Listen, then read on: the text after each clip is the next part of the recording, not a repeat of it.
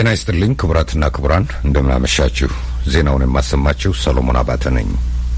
የዘንድሮው የጥምቀት በዓል በሰላም እንዲከናወን የድሬዳዋ አስተዳደርና የአመራር አባላቱ ፈጽመዋቸዋል ለተባለ ተግባር እውቅና በመስጠት የኢትዮጵያ ኦርቶዶክስ ተዋሕዶ ቤተክርስቲያን በአይነቱ የመጀመሪያ የሆነ የምስጋና የምስክር ወረቀት ሰጠች። አዲስ ቸኮል ከድሬዳዋ ተጨማሪ ይዟል። ትላንት በመንበረ ፓትርያርክ ጽሕፈት ቤት በተካሄደው የእውቅናና ምስጋና መርሃ ግብር የድሬዳዋ ከንቲባ አቶ አህመድ ማህመድ ቡሁን ጨምሮ 5 የፖለቲካና የጸጥታ አመራሮች ከኢትዮጵያ ኦርቶዶክስ ተዋሕዶ ቤተክርስቲያን ፓትርያርክ ብፁዕ ቅዱስ አቡነ ማትያስ እጅ የምስጋና ምስክር ወረቀት ተቀብለዋል። ሽልማቱ ከተሰጣቸው ተቋማት አንዱ የሆነው የድሬዳዋ አስተዳደር ፍትህና ጸጥታ ጉዳዮች ቢሮ ኃላፊ አቶ ሙሳ ጣሃ የሽልማቱ ምክንያት ገልጻሉ። አሁን ከተማችን ላይ የህግ የበላይነት ማስከበር ስራ በስፋት ሊሰራ ነው ያለው። ያንን ስለሰራን ከተማው በተሻለ መልኩ ሰላም ለማድረግ ተችሏል። አሁን የሚከበሩት በዓላቶች የሙስሊም የክርስቲያንም ፍጹም ሰላማዊ ሆነው እንዲጠናቀቁ ሰፊ ስራዎች ተሰርተዋል። የ2013 የጥምቀት በዓልን ማንሳት ይቻላል። በተለይ ህዝበ ሙስሊሙ የሚያሳየውን ፍቅርና አንድነትን እንደ ምሳሌ ማንሳት ይቻላል። ከዛ ባሻገር ደግሞ እንደሚታወቀው ከተማችን ላይ ለረጅም ጊዜ ከ40 ዓመት በላይ የመልካም አስተዳደር ችግር የነበረው የቤተ እምነቶች የይዞታ ካርታ ወደ 86 ቤተ እምነቶች የሙስሊምም የክርስቲያንም አጠቃላይ ይዞታ እንዲያገኙ ከተማ አስተዳደሩ ያሰለሰ ስራ ሰርተዋል። ለሁሉም አብያተ ክርስቲያናት የይዞታ ማረጋገጫ ካርታ ከመስጠትና የጥምቀት በዓል በሰላም እንዲከበር ከማስቻል ባሻገር የቀድሞውን የሀገር አቋራጭ አውቶቡስ ተራ ለጥምቀተ ባህር ማደሪያነት በመፍቀድ የኦርቶዶክስ ሃይማኖት አባቶችን ጨምሮ የሁሉም ሃይማኖቶች የተካተቱበት የሃይማኖት ተቋማት ጉባኤ አመራሮችን ወደ ኢየሩሳሌም ሄደው ልምድ እንዲቀስሙ በማድረጋቸው እንዲሁም የክርስቲያን የሃይማኖት በዓላትም ሙስሊሞችም የማክበሪያ ቦታዎችን በማጽዳትና ምዕመናንን በማስተናገድ እንዲደግፉ በሙስሊም በዓላት ላይም ክርስቲያኖች ይህንኑ እንዲያደርጉና የመተሳሰብ ባህላቸው እንዲጠናከር ላበረከቱት አስተዋጽኦ እንደተሸለሙ ገልጸዋል። ሽልማቱ በቤተ ክርስቲያኗ ታሪክ የመጀመሪያ መሆኑን ፓትርያርኩ እንደገለጹላቸው አቶ ሙሳ ለቪኦኤ አስታውቀዋል። ለአሜሪካ ድምጽ ሬዲዮ አዲስ ቸኮል ከድሬዳዋ አመሰግናለሁ። አዲስ ጣና ሐይቅ አባይና ህዳሴ ግድብ የሚነጣጠሉ አይደሉም፣ ጣናን እናድን በሚል መሪ ቃል የተካሄደው እምቦጭ አረምን የመጥረግ ዘመቻ ዛሬ መጠናቀቁን የኢትዮጵያ የውሃ መስኖና ኤሌክትሪክ ኃይል ሚኒስትር ዶክተር ስለሺ በቀለ አስታወቁ። ሚኒስትሩ ዛሬ በትዊተር ገጻቸው ላይ ባወጡት መልእክት ጥቅምት 9 2013 ዓመተ ምህረት የተጀመረው ዘመቻ ፌዴራልና የክልል መስሪያ ቤቶች፣ ሲቪልና የግል ተቋማት በጣና ዙሪያ በሁለት ዞኖች ውስጥ ካሉ 30 ቀበሌዎች ነዋሪዎች ጋር ተጋግዘው የተረባረቡበት እንደነበረ ገልጸዋል። 190 ኪሎ ሜትር ርዝመት ባለው 4302 ሄክታር ላይ የተዘረጋውን አረም ለመጥረግ 124 ሚሊዮን ብር በጥሬና በአይነት ማሰባሰባቸውን 396 ሺህ የሰው ኃይል መሰማራቱን ሚኒስትሩ አመልክተው አረሙ በ25 ቀበሌዎች ሙሉ በሙሉ እንዲሁም በ3 ቀበሌዎች በከፊል መጠረጉንና 2 ለመድረስ አስቸጋሪ የሆኑ ቀበሌዎች እንደሚቀሩ ጠቁመዋል። እስከፊታችን ግንቦት የተጠረገውን አረም የማቃጠል የውሃ ጥበቃ ስራ አመራር ዛፎችን የመትከልና የቀረውን አረም የመጥረግ ስራ እንደሚቀጥልም ዶክተር ስለሺ በዚሁ ትዊታቸው አመልክተው እስከዛሬ በተከናወነው ስራ 3657 ሄክታር ከእምቦጭ ነጻ መደረጉን አስታውቀዋል። ሶማሊያ ዋና ከተማ ሞቃዲሾ ውስጥ በአንድ ሰው በሚበዛበት ሆቴል አጠገብ ዛሬ ከባድ ፍንዳታ የደረሰ ሲሆን ሆቴል ውስጥ ከነበሩት ሰዎች ብዙዎቹ በደህና እንዲወጡ መደረጉ ታውቋል። ለዚህ ሆቴል አፍሪክ በሚባል ሆቴል አጠገብ ለደረሰው ፍንዳታ አልሻባብ ኃላፊነት የወሰደ ሲሆን በፍንዳታው ወቅት የሽብሩ ቡድን ታጣቂዎች ሆቴሉን መውረራቸውና ወደ ውስጥ ዘልቀው መግባታቸውን ፖሊስ ገልጿል። በፍንዳታውና በወረራው ወቅት የሀገሪቱ የመከላከያ ሚኒስትር ዩሱፍ ሲያድ ኢንድሃ አዴና የአሜሪካ ድምጽ ሪፖርተር አብዲካፊ ዩሱፍ አደን ሆቴሉ ውስጥ የነበሩ ቢሆንም ሁለቱም በደህና ወጥተዋል። ሆቴሉ የሚገኘው ብርቱ ጥበቃና ፍተሻ በሚደረግበት ወደ አውሮፕላን ጣቢያው በሚወስድ አካባቢ እንደሆነ ታውቋል። ይህ ዜና የሚተላለፍላችሁ ዋሽንግተን ዲሲ ከሚገኘው የአሜሪካ ድምጽ ራዲዮ ጣቢያ ነው። የኮሮና ቫይረስን ስርወ ምንጭ ለማጥናት ቻይና የሚገኘው የዓለም የጤና ድርጅት ባለሙያዎች ቡድን የውሃን ከተማን እርጥብ ገበያ ዌት ማርኬት ጎብኝቷል። ባለፈው 2012 ዓመተ ምህረት ታህሳስ የበረከተ የአዲሱ ኮሮና ቫይረስ አጋጣሚ ለመጀመሪያ ጊዜ ተስተዋለው አሳና የመሳሰሉት ለምግብነት የሚውሉ የውሃ ውስጥ ምርቶች በሚቀርቡበት ሁናን ገበያ ነበር። ከዚያን ጊዜ አንስቶ ባለፈው አንድ ዓመት ውስጥ አዲሱ ኮሮና ቫይረስ በዓለም ዙሪያ 102 ሚሊዮን ሰው አዳርሶ ቫይረሱ በሚያስከትለው በሽታ ኮቪድ-19 ምክንያት ከ2 ሚሊዮን 200 ሺህ በላይ ሰው ሞቷል። ውሃን የሚገኙት የዓለም የጤና ድርጅት WHO ባለሙያ ባለሙያዎች የመጀመሪያዎቹ ህሙማን ተኝተውበት የነበረውን ጂንይንታን ሆስፒታልንም ዛሬ ጎብኝተዋል። ሳይንቲስቶቹ ቫይረሱ የት እንደተፈጠረ መቼና እንዴት ወደ ሰው እንደተሻገረ ለማወቅ የሚያደርጉት ምርምር ዓመታት ሊያስቆጥር እንደሚችል ተነግሯል። ቡድኑ በዚሁ ጉብኝቱ ወቅት በመንግስቱ በሚንቀሳቀሰው የውሃን የበሽታዎች መቆጣጠሪያ ማዕከል ስር ያለውን የውሃን የደቂቅ ተሐዋሲያንና የቤተ ሙከራዎች ኢንስቲትዩትንም እንደሚመለከቱ WHO አስታውቋል። በሌላ በኩል በኮሮና ቫይረስ ስርጭትና በኮቪድ-19 ሞት ብዛት ከ26 ሚሊዮን በላይ በሆነ ተጋላጭ ህዝቧ በዓለም ቀዳሚዋ በሆነችው ዩናይትድ ስቴትስ 17 ግዛቶች ውስጥ በተካሄደ የቀመሮች ትንተና ክትባት ያገኙት ጥቁር አሜሪካውያን ቁጥር ከአጠቃላዩ ሚዛናዊ ድርሻቸው በእጅጉ ያነሰ መሆኑን ማሳየቱን አሶሺየትድ ፕሬስ ዘግቧል። ኮሮና ቫይረስን በግንባር እየተጋፈጡ ያሉ ጥቁር አሜሪካውያን ቁጥር በንጽጽር ከሌሎች እጅግ የበዛ መሆኑንም የዜና አውታሩ ጠቁሟል። እስከ ትናንት ረፋድ ድረስ ዩናይትድ ስቴትስ ውስጥ 50 ሚሊዮን የፋይዘር ባዮኤንቴክ እና የሞዴርና ክትባቶች መሰራጨታቸውንና 30 ሚሊዮን አገልግሎት ላይ መዋሉን 24 ሚሊዮን ሰው አንዱን ወይም ሁለቱንም የክትባቱን ክፍሎች መውሰዱን የበሽታዎች መቆጣጠሪያና መከላከያ ማዕከላቷ CDC አስታውቋል። ዩናይትድ ስቴትስን ተከትለው ህንድ በ10 ሚሊዮን 700 ሺህ፣ ብራዚል ከ9 ሚሊዮን በላይ በሆነ ተጋላጭ የዓለምን የኮቪድ-19 ሰንጠረዥ እየመሩ መሆናቸውን የጃንስ ሆፕኪንስ ዩኒቨርሲቲ የኮሮና ቫይረስ መረጃ ማዕከል አመልክቷል። ኢትዮጵያ ውስጥ እስከ ትናንት ለኮሮና ቫይረስ የተጋለጠው ሰው አጠቃላይ ቁጥር 137,021 መሆኑን የጤና ሚኒስቴር አስታውቋል። ሚኒስቴሩ ዌብሳይቱና በማህበራዊ ገጾቹ ላይ ባወጣው መረጃ መሰረት በኮቪድ-19 ምክንያት የሞተው ሰው ከ2090 ያለፈ ሲሆን እስከ ትናንት 241 ሰው በጽኑ ህመም ላይ እንደሚገኝ ጠቁሟል። የዩናይትድ ስቴትስ የቀድሞ ፕሬዝዳንት ዶናልድ ትራምፕ ክስ ለህግ መወሰኛ ምክር ቤቱ ዳኝነት ሊቀርብ የቀረው ጊዜ ከአንድ ሳምንት ጥቂት ከፍ ያሉ ቀናት ቢሆኑም የሙግት ቡድናቸው ግን ገና እንደተዝረከረከ መሆኑን የሚጠቁሙ ዘገባዎች እየወጡ ነው። ጉዳዩ ሴኔቱ ፊት የሚቀርበው የወዲያኛው ማክሰኞ የካቲት 2 2013 ዓመተ ምህረት ሲሆን የተከላካይ ጠበቆቹን ቡድን ይመራሉ የተባሉት የደቡብ ካሮላይናዎቹ ጠበቆች በች ባወርስና ዴብራ ቤርባየር ክርክሮቻቸውን በሚያቀርቡባቸው መንገዶች ላይ አለመስማማታቸውን መገናኛ ብዙሃኑ ትናንት ዘግበዋል። ከቀድሞ ፕሬዝደንት ጋር ሲሰሩ ቆይተዋል የተባሉ ሌሎች 3 ጠበቆችም ከቡድኑ መውጣታቸውን CNN የዜና አውታር አመልክቷል። በትራምፕ ላይ በተወካዮች ምክር ቤቱ የህግ መምሪያ የቀረበው ክስ አመጽ ማነሳሳት የሚል ሲሆን እንደራሴዎቹ በወቅቱ ፕሬዝደንት የነበሩትን ትራምፕን የሚከሷቸው ታህሳስ 28 2013 ዓመተ ምህረት የተሰበሰበ ደጋፊያቸው በምክር ቤቱ ህንጻ ላይ ወረራ እንዲያካሄድና ሁከት እንዲያነሳ ቀስቅሰዋል በሚል ነው። ለክሱ ትራምፕ መልሳቸውን ለከነገ በስቲያው ማክሰኞ እንዲያስገቡ ይጠበቅባቸዋል። ለዜና የተያዘው ሰዓት አበቃ። አብራችሁን ቆዩ። ፎርም ሳፖርት ያደርጋል። እዛ ውስጥ ፋክት ቼኪንግ አናሊሲስ ወይም የመረጃ አንጣሪ ወይም አጣሪ ማለት ይችላለሁ። ባክግራውንድ ትምህርትም ጆርናሊዝም ኤንድ ኮሚኒኬሽን ነው የተማርኩት። ከዛ በፊት ኦንላይን ሚዲያዎች ላይ ዌብሳይቶች ላይ የሚሰራ ነበር። እንዲሁም የማስተማር ስራ ላይ የተወሰነ ጊዜ ሰርቻለሁ። ጋዜጠኝነትና ኮሚኒኬሽን መቀሌ ዩኒቨርሲቲ ውስጥ ሰራ ነበር። ከዛ ከወጣ በኋላ ኦንላይን ሚዲያ ላይ የተወሰነ ጊዜ ሰራ ነበር። ከዛ ላይ ኢንተርኔትን ጆይን ያደረግ።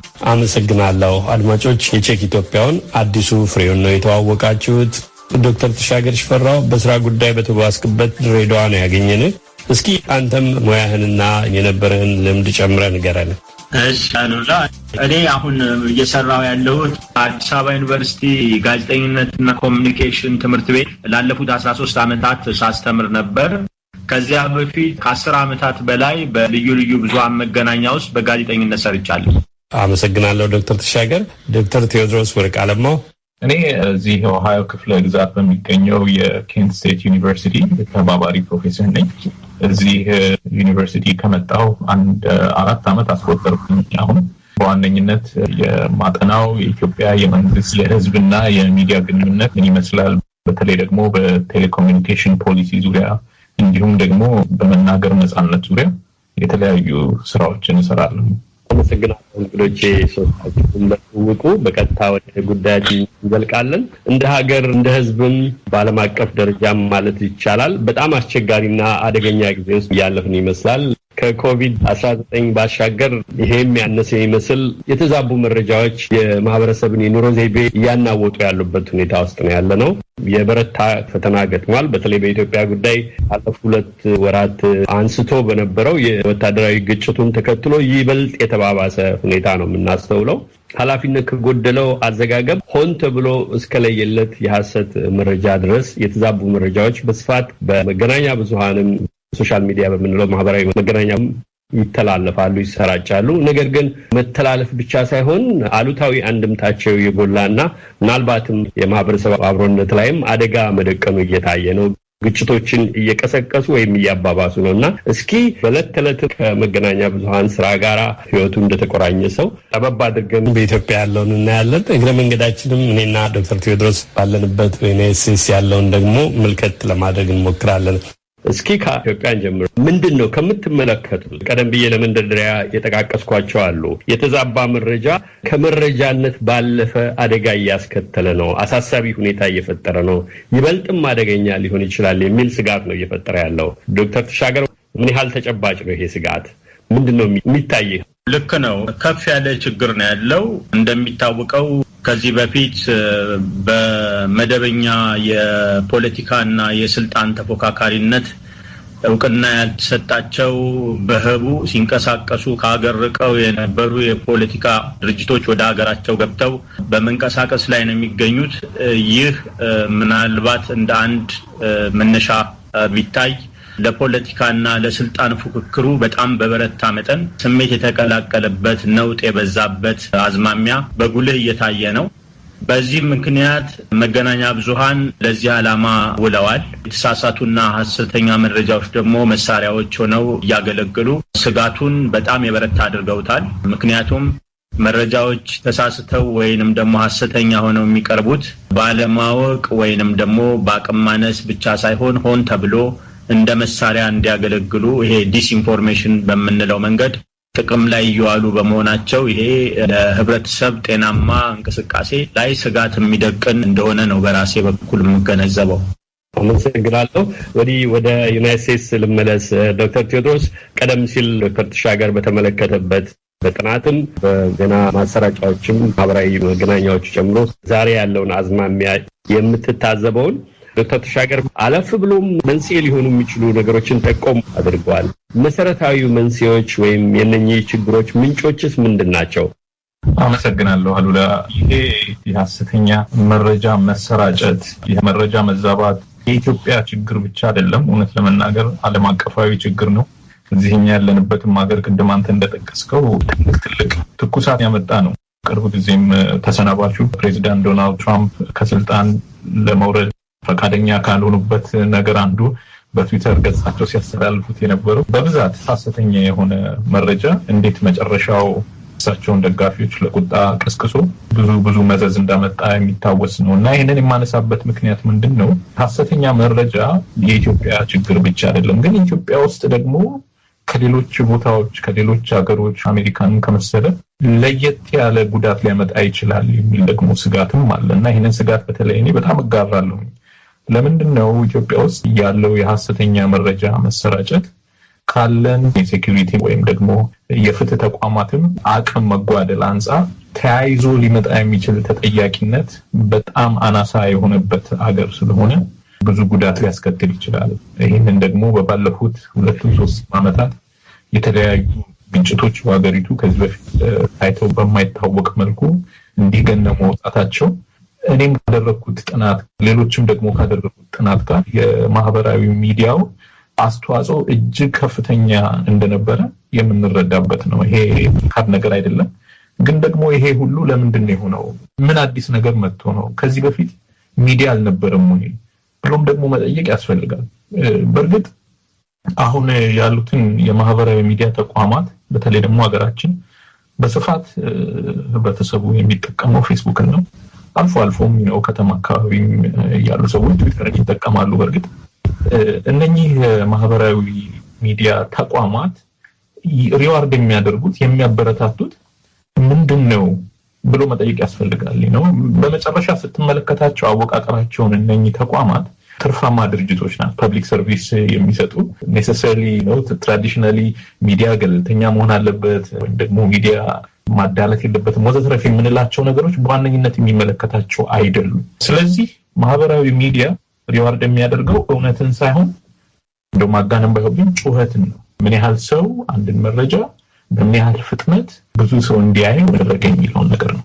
ስለዚህ የመረጃው እውነትነት የመረጃው ሐቀኝነት ያን ያህል ብዙ ትርጉም የማይሰጠው ደረጃው እኛ ሀገር ቅድም ካነሳሁት ጋር የበለጠ ደግሞ አስቸጋሪና ውስብስብ የሚያደርገው ሁኔታውን እጅግ በጣም ተካራሪ ትርክቶች እየበዙ የመጡበት ብዙ አይነት የፖለቲካ አመለካከቶች ያሉበት ያንን ደግሞ የሚያቀራርብ ሲቪል በሆነ መንገድ ክርክር እንዲያደርጉ ሐሳብ ጥሩ ነው። ሐሳብ ክርክር ሲሆን ዲሞክራሲ አንደኛው ትልቁ ዋልታው እሱ ነው። ያንን የምናደርግበት ተቋሞች፣ ሚዲያዎች፣ ሲቪል ማህበረሰቦች በሚገባ ሳይኖሩ ለዚህ አይነት ይሄ ቅድም የጠቀስኩትን ባህሪ ያለው ሚዲያ ስለተጋለጥን አሁን ማጣፊያው አጥሮናል። አሁን ይሄ ጊዜ የሚወስድ ነገር ነው። የሁለቱ መገናኘት ሶሻል ሚዲያውና እንደዚህ አይነት ደግሞ በተለያየ አይነት አመለካከት በተለያየ ቡድኖች ተጻራሪ ሆነው የቆሙ ኃይሎች ነው ሁለቱን እንደ እሳትና ቤንዚን አብሮ እንደመገናኘት ነው ልታየው የምትችለው። መልካም አዲሱ ወደ አንተ ልምጣ። ቀደም ብለህ ስታስተዋውቀን ኢትዮጵያ ቼክ እኚህን መሰሉን ቀደም ሲል በዶክተር ቴዎድሮስና በዶክተር ተሻገር የተነሱትን የሐሰት ወይም የውሸት መረጃዎች ማጣራት ነው እየሰራችሁ ያላችሁት። በስራችሁ የተመለከታችሁትን ያገኛችኋቸውን ወደ ኋላ ላይ እናመጣለን። ወዲሁም በኦንላይን ሚዲያም ሰርተሃል ተሳትፈሃልና ያንተስ ትዝብቶች ምን ይመስላሉ? ቀደም ብሎ በዶክተር ቴዎድሮስና በዶክተር ተሻገር እንደተነሳውስ ያሳስብሃል ወይ? አሁን የምታየው ነገር በእርግጥ ቢያሳስባችሁ ነው አሁን የምትሰሩት ስራ የምትሰሩት ምን ያህል አሳሳቢ ሆኖ ይታይሃል? ምንስ ትታዘባለህ? የሶሻል ሚዲያ ተጠቃሚው የኢንተርኔት አገልግሎት የሚያገኘው ኢትዮጵያዊ በጣም አናሳ ነው በሚባልበት ሀገር ትልቅ ፈተና ሆኖ የመጣ ይመስላል። እስኪ ንገረን። አሉላ በጣም ጥሩ ጥያቄ ነው። እኔ አሳሳቢነቱን እንደውም ኤመርጀንሲ አድጌ ነው የምወስደው። በጣም አሳሳቢ በጣም አስቸኳይ ትኩረት ሊሰጠው የሚገባ ጉዳይ። ምክንያቱም አሁን ኢትዮጵያውያን እንዴት ነው መረጃ የሚያገኙት ብለን እንዲሁ በየዕለቱ ራሱ ሰዎችን በመጠየቅ በመታዘብ ራሱ አብዛኛው ሰው መረጃ የሚያገኘው ማህበራዊ ሚዲያ ላይ እንደሆነ መረዳት ይቻላል። አንዳንድ ጥናቶችም ያሳያሉ። ምክንያቱም እንደዛ ብለው ብዙ ሰዎች አንተ እንዳልከው ፔኔትሬሽኑ ትንሽ ሊሆን ይችላል ግን እንትን አለ ሰው ፌስቡክ ስለተጠቀመ ብቻ አይደለም መረጃው የሚያገኘው። መነጋገር አለ። አንድ ሰው ፌስቡክ ተጠቅመው ለጎረቤቱ ይናገራል፣ እንደዚህ ታክሲ ውስጥ ይናገራል። እና ሚዲያ ብሬኪንግ ኒውሶች የሚመጡ አብዛኞቹ መጀመሪያ በሶሻል ሚዲያ ነው የምንሰማቸው። የኛ መደበኛው ሚኒስትሪ የሚባለው ሚዲያ ለብዙ አመት ተዳክሞም ስለነበረ ስለቆየም የሆነ ቫኪዩም ተፈጥሮ ስለነበር እዛ ጋር ሶሻል ሚዲያው ገብቷል ቫኪዩምን ተጠቅመው እና ዋና የመረጃ ምንጭ ነው ማለት እንችላለን። አንደኛ ከፍጥነት አንፃር ነገሮች ይመጡበት እና እዛ ጋር ደግሞ ምንድነው የሶሻል ሚዲያ ላንድስኬፕ ብለን ስናየው አብዛኞቹ ማታውቃቸው ሰዎች አኖኒመስ ሰዎች ናቸው። የት ቦታ ሆነው እንደሚያስተላልፉት ምንጫቸው ምን እንደሆነ አናውቅም እና በየቀኑ አዳዲስ ሰበር መረጃ ይመጣል፣ አዳዲስ መረጃ ይመጣል። እውነት ይሁን ውሸት ይሁን ማንም እርግጠኛ አይደለም። ሰው እንዴት ነው እውነታውንና ውሸቱን እያወቀው ያለው ስንል ፋክት ቼኪንግ የሚሰራው ተቋማት እንደሌሎች ሀገሮች በጣም የተጠናከሩ አይደሉም እና ሰው እንዴት ነው ኢትዮጵያ ውስጥ መረጃ እያገኘ ያለው የሚለው በጣም ስናየው በጣም አሳሳቢ ነው እና አብዛኛውን ደግሞ እንዲሁ ለማጣራት ስንሞክር በየቀኑ ብዙ ሀሰተኛ መረጃዎች ይገኛሉ እና ለኔ ኢመርጀንሲ ነው ፕላስ ያ ኢመርጀንሲ ኬዝ ሶሳይቲ ጋር ደግሞ በጣም ዲቫይድ ይፈጥራል ማለት ፖላራይዜሽን ይፈጥራል። አብዛኛው ሰው ወይ ከፖለቲካ አመለካከት አንፃር ወይ ከመጣበት አካባቢ አንፃር ነው መረጃዎችን ሊተረጉም ይችላልና በዛ ምክንያት ሀሰተኛ መረጃዎች በማህበረሰቡ መካከል ያለውን ጋፕ ያሰፉት ሰው እንዳይነጋገር ሲቪል ዲያሎግ እንዳይኖር እያደረገ ያለ በጣም አሳሳቢ ችግር ነው ብዬ ነው የምረዳውና ትኩረት ያልሰጠው ግን በጣም ኢመርጀንሲ ኬዝ ይመስለኛል የሀሰተኛ መረጃ ስርጭት። መልካም አስቸኳይ ትኩረት የሚሻ ድንገተኛ ደራሽ እርዳታ እንደሚፈልግ ኤመርጀንሲ ነው ብሎናል አዲሱ። ቀደም ሲል ፍጥነትና ብዛት ከእውነት የበለጠ መሆኑ በዛሬው የመገናኛ ብዙሃን መረጃዎች እና የሰዎች መረጃዎችን የሚያገኙበት ሁኔታ ላይ ዶክተር ቴዎድሮስ የጠቀሰው አለ። በአንጻሩ ደግሞ የማህበራዊ መገናኛ ገኖ መውጣት ቅድም አዲሱ እንዳለው ዋነኞች የመረጃ ምንጮች እስከ መሆን መድረስ ከሰው ወደ ሰው የሚተላለፈውንም ጨምሮ የተለየ ቦታ ማግኘት ችግሩ ስለ ጋዜጠኝነትና ስለ መደበኛ መገናኛ ብዙሃን መሆኑ እያበቃ ይመስላል። የማይታወቁ ሰዎች በማይታወቅ ቦታ ምንጩ ያልታወቀ መረጃ ማስተላለፋቸው ነው ችግሩ እያላችሁ ነው። ማህበረሰብን የማይመጥኑ ግጭትና ጥፋት የሚጋብዙ የሐሰት መረጃዎች እንዲህ መብዛታቸው ዶክተር ተሻገር እስኪ ተጨባጭ እናድርገው። ዛሬ ባለው ሁኔታ ካለፈው 2 ወር ወዲህ በተለየ ወታደራዊ ግጭት ተከትሎ የሚሰሙት መረጃዎች ምን ይመስላሉ? ምናልባት በትምህርት ቤትም ደረጃ በተማሪዎቻቸው የሚጠኑ ወይ ለውይይት የሚቀርቡ ሐሳቦችም ካሉ ሌሎች መድረኮችም ላይ ትኩረት የተሰጠበት ሁኔታ ካለ አዲሱም ያለው ዶክተር ቴዎድሮስም ያለው የነገሩ አሳሳቢነት እርግጥ ነው። አንድ ግን ማየት ያለብን ነገር ይሄ ከጋዜጠኝነት ውጪ ከሙያው ውጪ ያሉ ነገር ግን ሐሳባቸውን እንደመረጃ እያደረጉ በማህበራዊ ብዙሃን የሚያስተላልፉ ሰዎች የገነኑትን ያክል ኃላፊነት ያላቸው ሙያዊ ጋዜጠኝነት ውስጥ ያሉ ግለሰቦችም ተቋማትም በዛው ይሄ ሐሰተኛ ዜና በተራባበት ወይም በሚራባበት ብዙሃን መገናኛ በማህበራዊ መገናኛ ዘዴ ራሳቸው ደረጃውን የጠበቀ መረጃ በማሰራጨት ህብረተሰቡን ለማዳን ማህበረሰብን ለማትረፍ መስራት ያለባቸው ይመስላል። አሁን ትልቁ ችግር በጣም የተበላሸ ነገር ምን ያክል አሳሳቢ እንደሆነ እየገለጽን ያለው እንጂ ያንን የሚመጥን እሱን የሚከተል ሳይሆን እሱን ቀድሞ የሚሄድ እርምጃ የወሰድን አይመስለኝም። ቅድም አቶ አዲሱ ጠቁሞታል።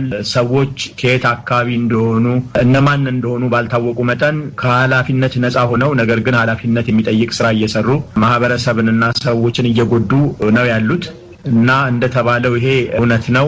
ያስቸኳይ ጊዜ ጉዳይ ነው። ቀጠሮ የሚሰጠው ነገር አይደል። ምክንያቱም ማህበረሰቡ ሽግግርና በለውጥ ላይ ባለበት ጊዜ ግጭቶችና የሰዎችን ስሜት የሚነኩ ቁጣን የሚያባብሱ ሁኔታዎች ባሉበት ጊዜ የነዚህ ድርሻ ደግሞ እጅግ የከፋ ይሆናል። ከዚሁ ጋር አብሮ ምንድነው በአንድ ወይም በሌላ መንገድ ለፖለቲካ ስልጣን ሽሚያ የሚፎካከሩ የፖለቲካ ፓርቲዎች ተከታዮቻቸው በኃላፊነት መንፈስ እንዲንቀሳቀሱ የማድረግ ድርሻ የተወጡ አይመስልም። እንዲያውም እነዚሁኑ ማህበራዊ መገናኛ ብዙሃን የመረጃ ምንጭ ተቋማትና ግለሰቦች ራሳቸው መረጃን አሾልከው በመስጠት ይሄ ሊክ የሚሉት ማለት ነው እነዚህ ወይም በግዴታ የማይጠይቅ ነገር ግን የጋዜጠኛን ስራ በመስራት ከፍ ያለ አሳሳቢ ስራ እየሰሩትን የመመገብም ዝንባሌ ይታይባቸዋል። ይሄ እንግዲህ መረጃን በማስተዳደር በኩል በሚጠቅመን ጊዜ ወይም የሚጠቅመን መስሎ በሚታየን ጊዜ የመረጃ ምንጮችም የአሰራጮቹን ያክል የዚህ አይነት ሚና እየተጫወቱ መሆናቸውን እናያለን። ምክንያቱም በተወሰነ መጠን የነዚህ የብዙሃን መገናኛ ወይም ማህበራዊ መገናኛ ብዙሃን ተከታታዮች ተቀባይነት ሊኖራቸው የሚያደርጉ እውነትን ከሐሰት የመቀላቀል ዝንባሌ ያለ እከሌኮ ተአማኒ ነው እከሌ አይዋሽም የሚል አይነት ተቀባይነታቸውን ከፍ የሚያደርጉ ነገሮች አሉ። ስለዚህ ኃላፊነቱ ከብዙ ወገን ነው ማለት ይቻላል። በተለይ ከተቋማት ከፖለቲካ ተቋማት በመንግስት ስልጣን ላይ ኖረው መረጃ የመስጠት አቅም ያላቸው ወገኖች ሁሉ ይሄንን አብረው ማየት ይኖርባቸዋል። እኛም ሬዲዮ ጣቢያዎች፣ ጋዜጦች እና ሌሎችም መገናኛ ብዙሃን ወደዚህ ብዙሃን የመፍጠር ስራ መስራት አለባቸው ብዬ አስባለሁ። ስጋቱ ግልጽ ነው። በጣም አሳሳቢ ነው። መልካም የድምጽ መቆራረጥ አለ። በተለይ ዶክተር ተሻገር በምትናገርበት ጊዜ የኢንተርኔት ግንኙነቱ የተዳከመ በመሆኑ ምናልባት አንዳንድ ሐሳቦች በተገቢው መልኩ በሙሉ መሰማታቸውን እጠራጠራለሁ። አድማጮችን ይቅርታ ጠይቃለሁ። ድሬዳዋ ዶክተር ተሻገር ያለበት አካባቢ የዋይፋይ ወይም ኢንተርኔት አቅርቦት ደከም ማለቱ ነው። በተቻለ መጠን ደግሜ አንዳንድ ነጥቦችን ለማንሳት ሞክራለሁ። ዶክተር ተሻገር ካንተ ሊጀምርና ወደ ዶክተር ቴዎድሮስ መጣለሁኝ። የሚነሱት ሐሳቦች በርካታ ናቸው። መፍትሄዎቹ ጋርም አልደረስንም። ብዙ ሐሳቦችን ማንሳት ይገባናል። እንደነ አቶ አዲሱ ስራ ደግሞ ይህን መረጃ ማጣራቱ ላይ የታዩ ክስተቶችን ያሉትን ሁኔታዎች ቀረብ አድርገንም እንመለከታለን። እስኪ ግን የራሳችንን የዕለት መረጃዎችን እንዴት እንደምናገኝ በመመልከት እንጀምር። መረጃዎችን የምናገኝበት እንዴት እንደምንመርጥ እንዴት እንደምናረጋግጥ ለአድማጮቻችን እንደው ቀረብ እናደርግ በሚል ነው። አንድ ሰው የፈለገውን መስማት ወይም ደግሞ ለስሜቱ ቅርብ የሆነውን ነገር መስማት የመረጠበት ሁኔታ ይመስላል። ቅድም በተባሉት ክፍፍሎች ሰዎች በአንድ ወይ በሌላ ምክንያት ራሳቸውን ከሚያዛምዱበት ቡድን ጋራ ለዛ የሚጠቅምን መረጃ ትክክል ይሁን አይሁን ማጣራትም ሳያስፈልግ እንደ እውነት እየተቀበሉ ለሌላ መስጠት የተመረጠ ይመስላል። በትክክል ለሚፈልጉ ሰዎችም ግን ያን ያህል ቀላል አይደለምና የትኛውን መረጃ እንዴት መርጦ እንዴት አንድ ግለሰብ አጣርቶ ማግኘት ይችላል ለተራው ሰው ቀላል የሚባልም ፈተና አይደለምና እስኪ የየራሳችንን በማሳየት አንዳንድ ነጥቦችን ለማምጣት እንሞክር። ዶክተር ተሻገር ጠዋት ስትነሳ ወደ ስራ ስትሄድ ትምህርት ቤትም ከተማሪዎችም ጋር የምትወያይባቸውን ሐሳቦች ሊጨምር ይችላል። ስለ ዓለም ውሎና አዳር መረጃዎችን ከየት ታገኛለህ? ከመደበኛ የመገናኛ ብዙሃን ምንጮች እስከ ሌሎች ዓለም አቀፍ መረጃዎችን የምታገኝባቸው ድረስ አዘውትሮ የምታያቸው የመረጃ ምንጮች የትኞቹ ናቸው? እንዴት ትክክል መሆናቸውን ታረጋግጣለህ?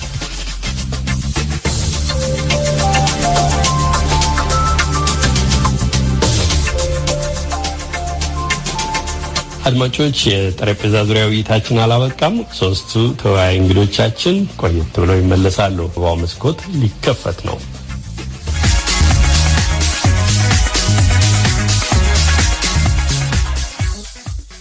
አሁን የአዲስ አበባው መስኮት ተከፍቷል። ንጉሴ አክሊሉ ለምሽቱ ያሰናዳውን ቅንብር ይዞ ቀርቧል። ንጉሴ መስመሩ ያንተ ነው፣ መቀጠል ትችላለህ። ዛሬ ጥር 23 ቀን 2013 ዓ.ም ነው። ልክ የዛሬ ወር ደግሞ የአድዋ ድል በዓል 125ኛ ዓመት በታላቅ ስነ ስርዓት እንደሚከበር በመንግስት ደረጃ መግለጫ ወጥቶ ሰሞኑን ሲነገር ነበርና ይሄ ቃና ዘገሊላ በዓል እኮ ትክክለኛ ቀኑ የካቲት 23 ነው እየተባለ ይነገራልና እንዴት ነው አባቴ አስራት? እስቲ የዚህን ሚስጥር ያጫውቱን። ጌታችን መድኃኒታችን ኢየሱስ ክርስቶስ ጥር 11 ቀን ማክሰኞ ዕለት ከሌሊቱ 10 ሰዓት በ30 ዘመኑ በማዕከለ ዮርዳኖስ በእደ ዮሐንስ በዮሐንስ እጅ ማለት ነው ተጠመቀ። ዕለቱኑ ሳይውል ሳድር ወደ ገዳመ ቆሮንቶስ ሄዶ በዚያም 40 መዓልት 40 ሌሊት ከቆመ ሳያርፍ ከዘረጋ ሰዓት ጾሞ ጸልዮ በ40ኛው ቀን የካቲት 20 ቀን ይሆናል። 40ኛው ቀን በዚህ ቀን ዲያብሎስ ፈታኙ ቀርቦ በሶስት አርእስተ ኃጣውእ ፈትኖታል። እሱም በሶስት አርእስተ ጽድቅ ድል ነስቶታል። ይህንን በማቴዎስ ወንጌል ምዕራፍ 4 ቁጥር 1 ጀምሮ እስከ ፍጻሜ እናገኘዋለን። ከዚህ በኋላ ይህ ሱባኤ ያልከው የካቲት 20 ነው ብያለሁ። ዕለቱ ቅዳሜ ነው። የካቲት 21 እሁድ ይሆናል።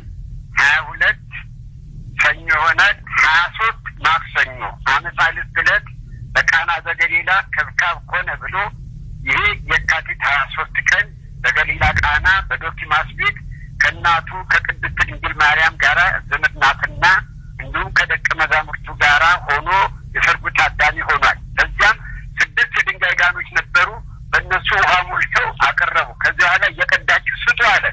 ወስደው ከቀድሞ ጠጅ የበለጠ በመለኮታዊ ጥበብ የተሰራ መለኮታዊ ጥበብ ያለበት ይህ ጠጅ ያንን እየቀዱ ሰጡ ላሳዳሪው።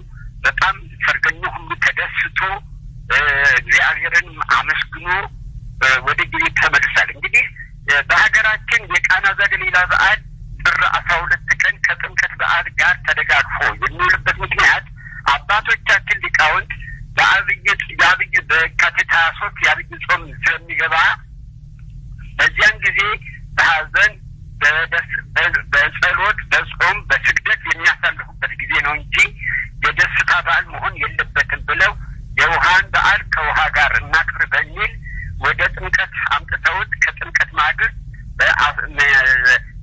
ጥር 12 ቀን እንዲከበር ስርዓት ሰርተዋል። ይህ አባቶቻችን ሊቃውንት የሰሩትን ስርዓት እስከ ዛሬ አክብረነው ጠብቀነው ነው እንኖራለን። መሰረታዊ ታሪኩ ይህንን ይመስላል። በጣም ጥሩ ነው። የዘንድሮው የካቲት 23 ደግሞ የአድዋ ድል የሚከበርበት ልክ እውነተኛው ውሃ ወደ ወይን በተለወጠበት በዕለተ ማክሰኞ ነው የሚውለው የካቲት 23 ቀንና አባቴ አስራት ደስታ ገብሩ በጣም ደስ የሚል ታሪክ ነው። አዎ ይሄው ነው። አባቶቻችንም እንግዲህ ጀግንነታቸው የኢትዮጵያን ሕይወት ያጣፈጡበት ዕለት ስለሆነ እናከብረዋለን። በጣም ጥሩ አድማጮች፣ ይህን ውይይት ያደረግነው በስልክ በተራራቀ ቦታ ሆነን ስለሆነ ስለ ድምፁ ጥራት ይቅርታ እጠይቃለሁ።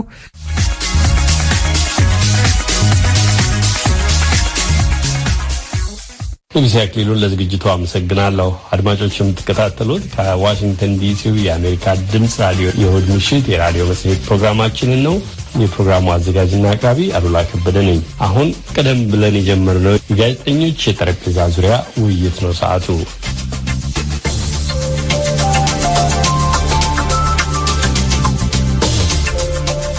ዜና በጊዜና በቦታ ስለሚገለጽ ስለተፈጸመ አስፈላጊ ስለሆነ ወይም ሊነገር ስለሚገባ ጉዳይ የሚቀርብ ትኩስ መረጃ መሆኑ ቀርቶ መስማት ስለመረጥነው ወሬ መሆን ሲጀምር ያኔ እውነትና ዜና ተለያዩ። አሁን ያን መስማት የመረጥነውን ነገር ግን እውነት ያልሆነ ወሬ የሚያቀብለን ይበዛል። ወሬ አቀባዮቻችንም የኔ የሚሏቸውን ጨምሮ የቱንም ያህል በሰዎች ሕይወት ላይ ጉዳት የሚያደርስ ቢሆን እንኳን ከውሸት ማትረፍ ዋናው ጉዳይ ይሆንና ገበያው ይደራል። ለመሆኑ እንዲህ ያለው ሁኔታ በምን ይፈጠራል? ለምን? ከአንድ በላይ መልሶች ያሉት ይመስላል። አድማጮች፣ አሁን ከሶስቱ እንግዶቻችን ከዶክተር ተሻገር ሽፈራው፣ ከዶክተር ቴዎድሮስ ወርቅአለማው ወርቅነህና ከአቶ አዲሱ ፍሬው ጋር በመጀመሪያው አጋማሽ ክፍለ ጊዜ ጀመር ወዳደረግነው ውይይት ነው የምንመለሰው። በመጀመሪያው ክፍል ልባት ካደረግንበት እንደረደራለን።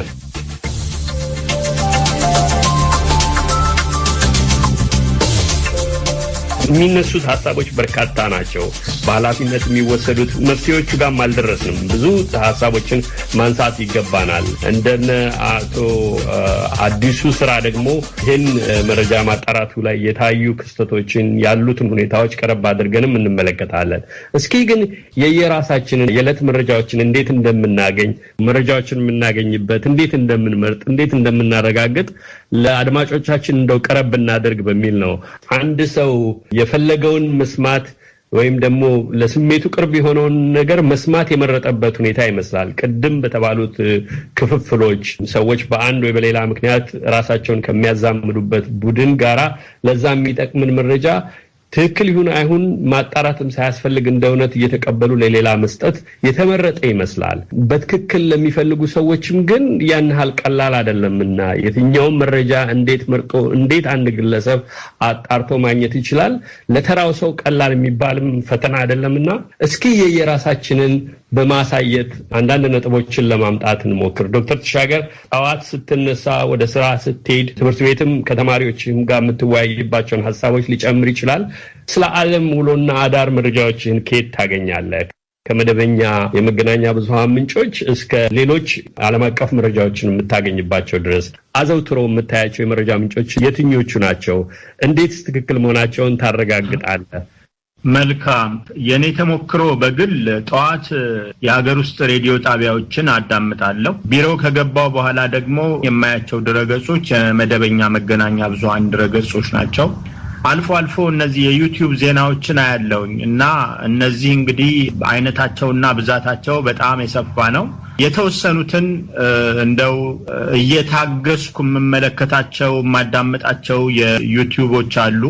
ነገር ግን በብዛት በጣም የከፋ ሆኖ የተበላሸ መረጃ የሚያስተላልፉትን በአብዛኛው እየተው አያለው። ከዚህ መረጃውን ከመውሰድ አንጻር ሳይሆን መረጃዎቹ ምን አይነት መልክ አላቸው፣ አጠቃላይ የዚህ የኦንላይን ብዙሃን መገናኛ ምን ይመስላል ከሚለው አንጻር የምመለከታቸው አሉ። ያ ማለት ግን ያሳምኑኛል ማለት አይደለም። አንዳንድ ጊዜም አብዝተው ተበላሹ ሲሆን እውነቱን ያመጡለት እንኳን ለመቀበል የሚያስቸግረኝ ነገር ነው። በአብዛኛው ከሞባይሌ ላይ የተለያዩ ዓለም አቀፍ የዜና ድረገጾችን አያለው።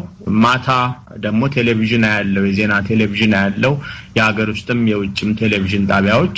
በአብዛኛው የመገናኛ ብዙሃን መረጃ የማግኘት ተሞክሮ ይሄንን ይመስላል። አመሰግናለሁ ዶክተር ተሻገር። በዚህ ሰዓት ውይይታችንን የሚከታተሉ አድማጮች እንዴት ከየት በምን እናረጋግጣለን የሚለውን ጥያቄ ቢያነሱ የግል ተሞክሮአችንንም ለማዛመድ እንዲረዳ ነው።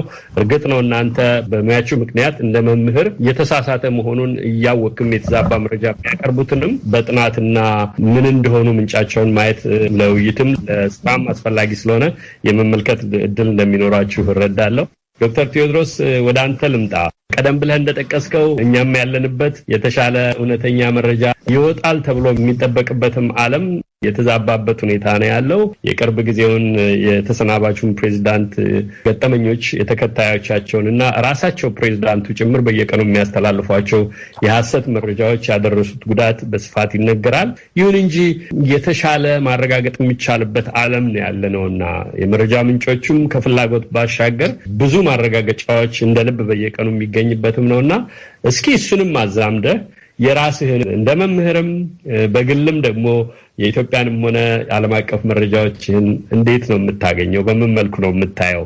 የግል ተሞክሯችን በተወሰነ ደረጃም ቢሆን ጠቀሜታ ይኖረዋል በሚል ነው ማነሳው። እውነት ነው አሉላ።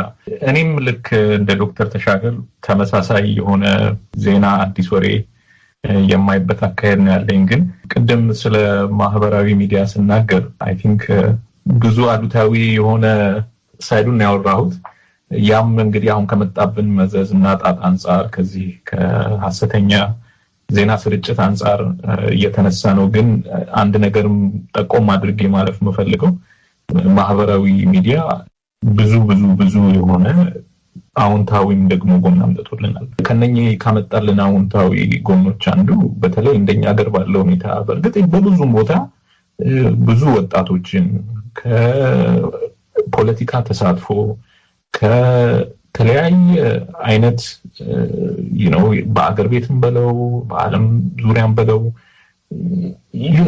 የዜግነት ግዴታቸውን ለመወጣት ፖለቲካ ውስጥ ለመሳተፍ ትልቅ አስተዋጽኦ አድርጓል እና ለዚህ ነው አሁን እኮ በጣም ብዙ ሰዎች ወደ ማህበራዊ ሚዲያ የሚቀርቡት በፊት ድምጽ ያልነበራቸው ድምጽ የተነፈጉ ሰዎች ይሄንን እንደ አንድ አማራጭ ስለሚመለከቱት ማለት። ስለዚህ ይሄንን ነገር ለማንሳት ፈልጋለሁ እንደው ቶታሊ ማህበራዊ ሚዲያ ትችት ላይ ብቻ እንዳላተኮር ብዬ ነው። ግን አንተ ወዳልከው ነጥብ ደግሞ ስመጣ እኔ ጠዋት ተነስቼ የምመለከተው ማህበራዊ ሚዲያ ገጾችን ነው።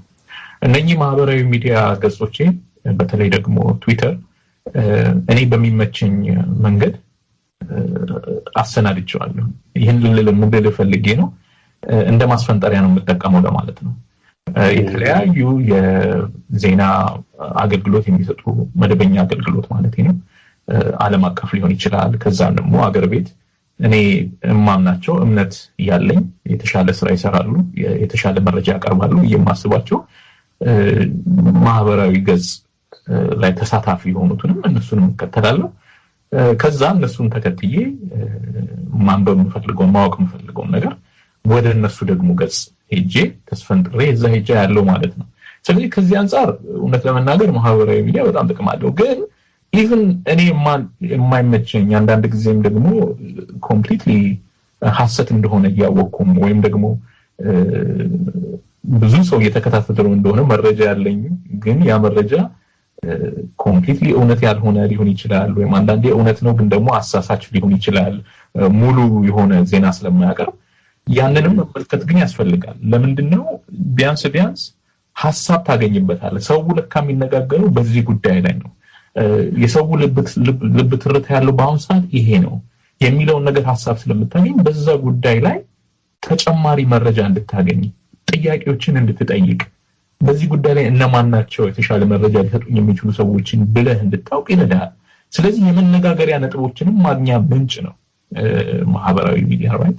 ግን ከዚህ ሁሉ ደግሞ መካከል ለየት ብሎ ሌላ እኛ ሀገር ባለው ሁኔታ ቅድም አንተ ከዚህ ካለንበት ከአሜሪካ ሀገርም እያነጻጸርክ ስላነሳኸው መነሳት ያለበት ሀገር አንተ እንዳልከው እዚህ ሀገር በእርግጥ የፌክ ኒውስ ወይም ደግሞ የተዛባ የተሳሳተ መረጃ መሰራጨት ልክ እኛ ሀገር እንዳለ ሁሉ ችግር ቢሆንም ልዩነቱ እዚህ ሀገር የፈርጠም ያሉ የዳበሩ ረጅም ዓመት በሙያው ላይ የቆዩ የጋዜጠኝነት ተቋማት ስላሉ እነኚህ የጋዜጠኝነት ተቋማት ደግሞ ልክ ያንን የተሳሳተ መረጃ የሚያሰራጩ ሰዎች ልክ የማህበራዊ ገጽ ተሳታፊ ስለሆኑ ቢያንስ ባላንስ የማድረግ እድል አለው። ቢያንስ በትክክለኛ መረጃ ከፈለግ ያንን ማግኘት የምትችልበት ምንጭ እንዳለ ታውቃለህ። እኛ ሀገር ግን ጋዜጠኝነቱ ለረጅም ዓመት ከመጎዳቱ የተነሳ ከዛም በተጨማሪ ተቋማዊ ቅርጽ በብዙ መንገድ ስላልያዘ ታፍኖ ስለቆየ ሙያም ደግሞ በብዛት ጋዜጠኞችን ሙሉ ለሙሉ የሚያረካ ስላልሆነ በክፍያም ልትለው ትችላለህ በሌላ መልኩ ያ ክፍተት እጅግ ጎልቶ ስለሚገኝ ለብዙ የተሳሳተ መረጃና ፌክ ኒውስ ህዝቡ ሲሳይ እንዲሆን አዳርጎታል ብዬ ነው የማስበው። መልካም አዲሱ ወደ አንተ ልምጣ። ቀደም ሲል በዶክተር ተሻገርና በዶክተር ቴዎድሮስ የተነሱትን ተከታትለሃል። ያንተን የግል ሁኔታ በጠይቅህ ምናልባትም የተዛባውን መረጃ ያደንክ እያሳደድክ መከታተል ስራ ሳያስገድድህ አልቀረም። በግል የራስህን መረጃዎች መከታተልህ እንዳለ ሆኖ እስኪ በስራውም ጭምር የሚገጥማችሁን ንገረን። በተለይ እንግዲህ እናንተ ቀደም ብለን ያነሳናቸውን እውነተኛ ያልሆኑ ሆን ተብለው የሐሰት መረጃዎች የተሰራጩባቸው ምክንያታቸው ምንም ይሁን ምን ትክክለኛ ያልሆኑ መረጃዎች ሲሰራጩና የሚያደርሱትም ጉዳት የበረታ መሆኑን ስታስቡ መመዘኛችሁንም ጨምረህ ታጫውተናለህ። እነኚህ መረጃዎች ከምንጮቹ ሄዳችሁ ታጣራላችሁ። በድረገጻችሁ ላይ የተወሰኑ ተመልክቻለሁ። በቅርብ ጊዜ ይመስለኛል የሱዳን ፖስት የተባለ የመረጃ ምንጭ የሰጠውን የተሳሳተ መረጃ የደቡብ ሱዳን የኢትዮጵያን አምባሳደር ከሀገር እንዲወጡ ማድረጓ ኢትዮጵያ የደቡብ ሱዳን ማድረጓን የሚል ከዚያ ቀደምም ሌላ ተመሳሳይ እንዲሁ የተዛባ ዜና መሰራጨቱን ጠቅሳችሁ በሁለቱም ዋነኞቹ ባለጉዳዮች የሐሰት መረጃ መሆኑን አጣርታችሁ ወይንም አንጠራችሁ ያወጣችሁበትን ቅድም የገለጽክልን ስርዓት እንድትከተላችሁ ገልጸሃል። ምን ይገጥማችኋል? በየዕለት ተዕለት ምን አይነት መረጃዎች ናቸው የምታገኙትና ለመከተል ይሄንን ነገር ማረጋገጥ አለብን ብላችሁ የምትወስኑት ምን ሲሆኑ ነው? ጥሩ ጥያቄ ነው አይደል? ማለት አሁን እንደ ባለሙያ ወጣው የኛ የመጀመሪያው ስራችን ሞኒተር ማድረግ ነው፣ መከታተል ነውና የሚመጡ መረጃዎችን የምጠራጠራቸው ፔጆችም አሉ የተለመዱ just usual suspects የምትላቸው አሉ። ትኩረት የምንሰጣቸው ብዙ ተከታይ ያላቸው ቫይራል ሊሆኑ የሚችሉ ፖስቶችን ብዙ ጊዜ የመለጠፍ እንዳላቸው ይሄ የምንከታተልበት የራሳችን ሶፍትዌሮችም አሉ። ማለት ሞኒተር የምናደርግባቸው በዛ እከታተላለሁ። ለምሳሌ ራሴ እና እንደዚህ ፋክት ቼከር ስትሆን የመጀመሪያው ስራ በቃ እውነትም ሆነ ውሸት ተጠራጣሪ መሆን ነውና ክሌሞች አሉ ወይ ልክ ዜና ስታነብ ክሌም አለ ወይ እውነትም ሊመስል ይችላል። ደግሞ አንዳንዴ እውነት የሚመስለው ጋር ነው የሆነ ተጠራጥርና ትሞክረዋለህ። ማለት የተጻፈው ፋክት እውነት ነው ወይስ ውሸት ብለን እንጀምራለን። እና ምክንያቱም ብዙ ሰው እውነት ነው ብሎ ስላመነው እውነት ነው ብሎ የምትቀበለው ነገር አንዳንዴ ላይሆን ይችላል። ከዚህ በፊት የሰራናቸው አድቫይዝ ብዙ ሰው እንደዚህ ትልልቅ ሚዲያዎች ራሱ ሸረክ ካደረጓቸው በኋላ ከዛ ውጭ ደግሞ በጣም የምጠረጥራቸው አሉ። ኢቭን ከተከታዮቻችንም ይመጡልናል ይሄን ነገር አጣሩልን የሚሉ ያንና የትኛውን እናጣራ። ለምሳሌ አንደኛ ብዙ ሰው ጋር ሊደርሱ የሚችሉ ፖስቶችን ቫይራል የሆኑ ብዙ ጊዜ ሪትዊት የተደረጉ ወይም ብዙ ሼር የተደረጉ ወይም ብዙ በቁጥር ብዙ ተከታይ ያላቸው ፔጆች ሼር ያደርጓቸው ነገር ላይ ፎከስ እናደርጋለን። ማንኛውም ሐሰተኛ መረጃ ላናጣራን ከዛን ጀምርና እንዴት ነው የምናጣራ የሚለው ኔክስት ስቴፕ አለን። ለምሳሌ መጀመሪያ የሚመረጠው ሐሰተኛ መረጃውን ያወጣው ግለሰብ ጋር ወይ ተቋም ጋር ወይ ሚዲያ ኦርጋናይዜሽን ጋር እነሱን ኮንታክት ማድረግ ነው። ምንድነው ምንጫችሁ ብሎ ማለት ነው። ከዛ ወደ የሚቀጥለው ስቴፕ እንሄዳለን። እንዴት ነው ይሄን ነገር ዳታ ማግኘት እንችላለን ወይ ተጨባጭ ነገር ፎቶ ከሆነ ፎቶ ተነካክቷል ወይ ፎቶሾፕ ተሰርቷል ወይ የሚለውን ነገር ፎቶሾፕ በሚያጣሩ መተግበሪያዎች እንሞክረዋለን። ሰዎችን ማናገር ካለብንም ይሄ ትክክለኛ የሚመለከታቸውን ግለሰቦች እነሱ ጋር እንደውላለን እና ከብዙ አንግል አንፃር እንሰራና ይሄ ነገር እውነተኛ ነው ይሄ ነገር ሐሰተኛ ነው የሚል የራሳችን ፍርድ እንሰጣለን። ፋክቱን እንመዝናለን፣ የራሳችን መመዘኛ አለን።